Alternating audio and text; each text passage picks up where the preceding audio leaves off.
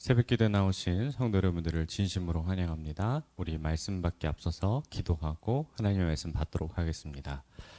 사랑과 은혜가 풍성하신 하나님 아버지, 오늘도 새벽을 깨우며 주 앞에 나왔습니다. 하나님, 이 시간 하나님의 말씀을 듣고 힘을 얻어 승리하는 하루가 될 수 있도록 인도하여 주옵시고, 모든 말씀 가운데 주시는 말씀을 아멘으로 받으며 하나님의 뜻 가운데 순종함으로 나아가는 우리가 될 수 있도록 인도하여 주옵소서.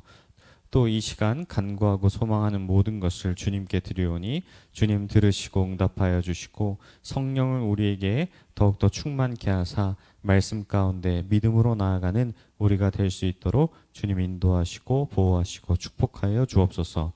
예수님의 이름으로 기도드립니다. 아멘. 오늘 우리에게 주신 말씀은 예레미야 50장 21절에서 32절의 말씀입니다. 예레미야 50장 21절에서 32절의 말씀입니다. 다 찾으신 줄 알고 함께 읽도록 하겠습니다. 이는 여호와의 말씀이니라. 너희는 올라가서 무라다임의 땅을 치며 그곳의 주민을 쳐서 진멸하되 내가 너희에게 명령한 대로 다 하라. 그 땅에 싸움의 소리와 큰 파멸이 있으리라. 온 세계의 망치가 어찌 그리 꺾여 부서졌는고, 바벨론이 어찌 그리 나라들 가운데에 황무지가 되었는고. 바벨론아, 내가 너를 잡으려고 올무를 놓았더니 내가 깨닫지 못하여 걸렸고, 내가 여호와와 싸웠으므로 발각되어 잡혔도다. 여호와께서 그의 병기창을 열고 분노의 무기를 꺼냄은 주 만군의 여호와께서 갈대아 사람의 땅에 행할 일이 있음이라. 먼 곳에 있는 너희는 와서 그를 치고 그의 곡간을 열고 그것을 곡식더미처럼 쌓아 올려라. 그를 진멸하고 남기지 말라. 그의 황소를 다 죽이라. 그를 도살하려 내려 보내라. 그들에게 화 있도다. 그들의 날 그 벌받는 때가 이르렀음이로다. 바벨론 땅에서 도피한 자의 소리여, 시온에서 우리 하나님 여호와의 보복하시는 것, 그의 성전에 보복하시는 것을 선포하는 소리로다. 활 쏘는 자를 바벨론에 소집하라. 활을 당기는 자여, 그 사면으로 진을 쳐서 피하는 자가 없게 하라. 그가 일한 대로 갚고 그가 행한 대로 그에게 갚으라. 그가 이스라엘의 거룩한 자 여호와를 향하여 교만하였음이라. 그러므로 그날의 장정들이 그 거리에 엎드려지겠고 군사들이 멸절되리라. 여호와의 말씀이니라. 주 만군의 여호와의 말씀이니라. 교만한 자여, 보라, 내가 너를 대적하나니 너의 날 곧 내가 너를 벌할 때가 이르렀음이라. 교만한 자가 걸려 넘어지겠고 그를 일으킬 자가 없을 것이며, 내가 그의 성읍들에 불을 지르리니 그의 주위에 있는 것을 다 삼키리라. 아멘. 하나님의 심판과 우리의 믿음이라는 제목으로 하나님의 은혜를 함께 나누도록 하겠습니다. 성경은 반드시 끝이 있다고 기록하고 있습니다. 그 어느 것도 영원한 것이 없으며 하나님의 주권과 계획하심 아래에 모든 것이 성취되고 이루어진다라고 말씀하고 있습니다. 하지만 사람들은 자신의 욕심을 이루기 위해 영원한 생명을 얻고자 장수할 수 있는 수만 가지의 방법을 연구하지만 결코 그것이 가능하지 못함을 증명하고 있습니다. 사람뿐만 아니라 국가도 마찬가지로 하나님의 통치 가운데 있습니다. 로마, 바벨론과 같은 나라들도, 강대국들도 결국 하나님의 심판을 피해갈 수 없었으며, 오늘 본문의 말씀은 당시 최고의 강대국인 바벨론에 대한 심판의 말씀이 기록되어 있습니다. 좀 아이러니하게도 바로 앞서서는 바벨론의 심판과 이스라엘 회복을 이야기했지만 다시 바벨론의 심판을 장황하게 설명하십니다. 그 이유는 하나님의 심판 가운데 있는 하나님의 공의를 강조하기 위함입니다. 성경 안에서의 기록들을 살펴보면 강조의 표현은 2번 이상 반복해서 강조하는 사례들이 있습니다. 그와 같은 이유로 바벨론의 심판을 더욱더 확실하게 선포하시며 이스라엘에게도 심각한 경고를 알려주시기 위함입니다. 본문을 살펴보면 21절에서 무라다임의 땅을 설치라는 명령으로 시작이 됩니다.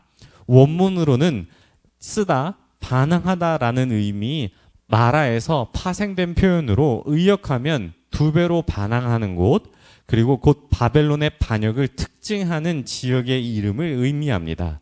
그래서 하나님은 이쪽을 쳐서 진멸하라고 말씀하십니다. 그만큼 하나님을 향한 바벨론의 반역과 하나님의 심판이 의지가 강력하게 드러납니다. 그곳에서는 싸움의 소리와 큰 파멸이 있을 것을 말씀하시고 심판으로 인하여 그 땅은 황무지가 될 것이며 바벨론은 마치 새가 올무에 걸린 것처럼 하나님의 징벌을 받을 것이며 하나님의 말씀에 깨닫지 못하여 덫에 걸렸고 하나님을 견주어 높아지려는 오만함으로 인해 무너졌음을 말씀하십니다. 25절에서는 하나님의 분노가 얼마나 컸는지 하나님의 변기창을 열어 그 분노의 무기를 꺼냈으며 무기를 꺼내 갈대아 곧 바벨론 땅에 행할 일이 있다라고 말씀하십니다. 하나님의 변기창에는 무엇이 들어있을지에 대해서 살펴보면 신명기 28장에 기록된 말씀의 근거를 따르면 그곳에서 비를 꺼냈다라고 이야기하시고 예레미야 10장에 기록된 말씀에는 이곳에서 비를 위하여 번개를 치시며 바람을 내셨다라고 말씀하십니다. 천둥과 번개, 비와 바람으로 이 바벨론을 심판하실 것을 말씀하고 계시는 것이죠. 여기서 심판의 대상은 사람뿐만 아니라 바벨론 지역도 함께 심판을 받아 황폐하게 될 것을 말씀하십니다. 심판의 첫 시작은 활 쏘는 궁수들을 소집하여 사면으로 진을 쳐 피할 수 없게 하시고 행한 대로 갚을 것이며 심판을 당하는 이유를 교만하기 때문이라 말씀하십니다. 그 심판은 너무나도 강력하여 다시 회복할 수 없으며 모든 것을 진멸할 것을 말씀하십니다. 사랑하는 성도 여러분, 오늘 말씀을 통해 하나님은 바벨론의 심판을 말씀하십니다. 너무나도 생생하고 강력한 심판의 메시지이지만 예레미야는 이 심판을 눈으로 목격하지 못하고 선포만 하게 됩니다. 실제로 바벨론 제국이 멸망하는 것은 예레미야 사후 약 50년 후의 일이기 때문입니다. 그런데 상당한 시간이 흘러서 멸망하는 일을 왜 이렇게 미리 예언하게 하시는 것일까요? 하나님은 미래의 일을 선지자를 통해 말씀하시며 자신이 온 세상의 주권자이심을 선포하십니다. 뿐만 아니라 포로로 끌려가는 이스라엘에게 위로와 희망의 메시지를 주시며 70년 후에 다시금 돌아와 회복될 것을 확신하여 알려주시기 위함입니다. 이런 메시지는 현재를 살아가는 우리들도 동일합니다. 바벨론이 하나님의 심판을 피할 수 없던 것처럼 우리도 우리 죄로 인해 하나님의 공의의 자리의 심판 앞에 설 수밖에 없습니다.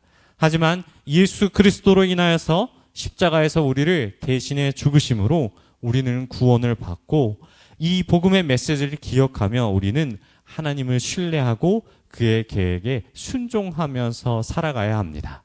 사랑하는 성도 여러분, 오늘 본문을 통해 하나님이 우리에게 요구하시는 것은 하나님의 계획이 이루어질 때까지 신실하게 기다릴 것을 말씀하십니다. 이것이 우리가 가진 신앙의 본질이며 우리가 결단해야 될 일입니다. 하나님의 진노의 잔 앞에서 그 누구도 피해갈 수 없습니다. 우리가 살고 있는 이 시대에도 바벨론처럼 강력한 국가나 시스템들이 존재합니다. 그러나 이들 역시도 하나님의 계획 아래에 있으며 결국 하나님의 뜻 가운데 이 모든 일들이 성취될 것입니다. 우리가 매일 마주하는 뉴스나 정치적 사건들을 바라볼 때에 세상의 권력과 힘이 영원하지 않음을 기억하시고 하나님만이 참된 주권자이심을 확신하며 믿음으로 바로 서서 나아가는 저와 여러분이 되시길 주님의 이름으로 축원합니다. 우리 들은 말씀을 생각하며 함께 기도하겠습니다. 하나님 아버지, 우리가 매일의 삶 속에서 하나님의 주권을 온전히 신뢰하게 하시고 세상의 권력과 불안 가운데서도 하나님만이 참된 통치자이심을 기억하게 하시고 우리가 어떤 상황에서라도 주님을 따르며 하나님의 계획을 기다리는 신실한 믿음을 갖게 해달라고 우리 주여 한번 부르시고 통성으로 함께 기도하겠습니다. 주여, 하나님 아버지, 믿음으로 바로 서서 나아가길 소망합니다. 우리에게 주시는 메시지를 통하여 하나님 온 세상의 주권자임을 다시 한번 깨닫게 하시고 그 영원한 것은 오직 주님밖에 없사오니 하나님 그 어느 때 어느 상황이라도 주신 말씀을 붙잡고 신실하신 하나님을 기다리며 순종하며 나아가는 우리가 되게 하여 주시옵소서. 우리 계속해서 기도하겠습니다.